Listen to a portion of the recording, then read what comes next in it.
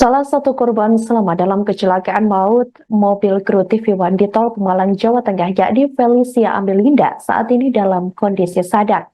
Berdasarkan informasi sementara yang didapat dari Tribun Network pada Kamis 31 Oktober 2024, saat ini Felicia masih dirawat di RSI Al-Ikhlas Pemalang.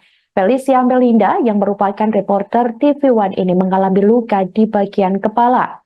Ia diketahui adalah satu dari 5 korban kecelakaan maut di Tol Pemalang, Jawa Tengah.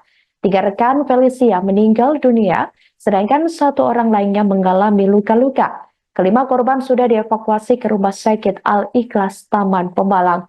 Felicia sendiri sebelumnya sempat mengaku kondisinya masih pusing setelah dijahit pada bagian kepalanya.